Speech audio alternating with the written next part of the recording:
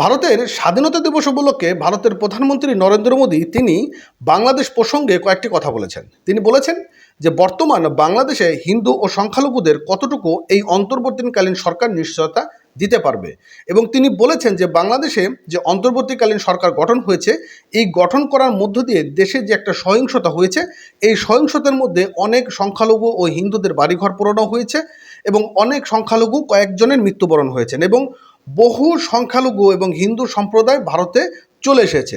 এই প্রসঙ্গে তিনি বেশ কয়েকটি কথা বলেছেন। তার ধারাবাহিকতায় বাংলাদেশের অন্তর্বর্তীকালীন সরকারের প্রধান উপদেষ্টা ডক্টর মোহাম্মদ ইউনূস তিনি নরেন্দ্র মোদীর সঙ্গে ফোনে কথা বলেছেন এবং তিনি বিষয়টা নিশ্চিত করেছেন তার টুইটারে। তিনি জানিয়েছেন যে বাংলাদেশে হিন্দু সম্প্রদায় এবং সংখ্যালঘু তারা নিশ্চয়তা দিতে পারি যে তারা ভালো থাকবে এবং সুস্থ থাকবে, এতটুকু আমি আপনাদেরকে নিশ্চয়তা দিতে পারি।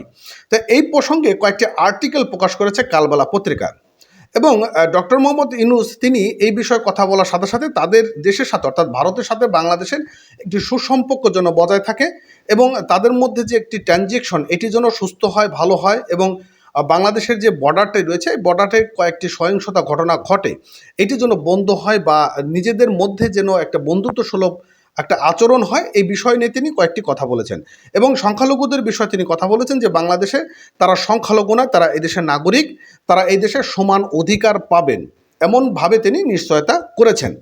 বলেছেন যে অন্তর্বর্তীকালীন সরকারের প্রধান উপদেষ্টা ডক্টর মোহাম্মদ ইউনূসের সঙ্গে ফোনালাপে কথা হয়েছে ভারতের প্রধানমন্ত্রী নরেন্দ্র মোদীর সঙ্গে। শুক্রবার অর্থাৎ 16 আগস্ট বিকেলে সামাজিক যোগাযোগ এক্সে অর্থাৎ সাবেক টুইটারে এক পোস্ট দিয়ে নরেন্দ্র মোদী বিষয়টি জানিয়েছেন। নরেন্দ্র মোদী জানান যে অধ্যাপক ডক্টর মোহাম্মদ ইউনূস ফোন করে কথা বলেছে। বিরাজমান পরিস্থিতি নিয়ে আমাদের মধ্যে মত বিনিময় হয়েছে। একটি গণতান্ত্রিক, স্থিতিশীল, শান্তিপূর্ণ ও প্রগতিশীল বাংলাদেশের প্রতি ভারতের সমর্থন পূর্ণ ব্যক্ত করেছি।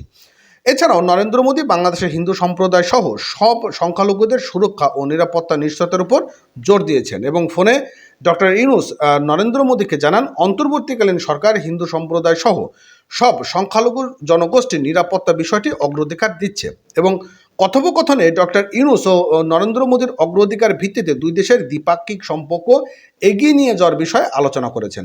এর আগে 15 আগস্ট ভারতের স্বাধীনতা দিবসে মোদী বলেন যে 140 কোটি ভারতীয় বাংলাদেশের সংখ্যালঘু হিন্দুদের নিরাপত্তা নিয়ে নিশ্চিত, এবং তিনি ভারত সর্বদা বাংলাদেশের অগ্রগতি শুভাকাঙ্ক্ষী। আমরা আশা করি বাংলাদেশে পরিস্থিতি শীঘ্রই স্বাভাবিক হবে।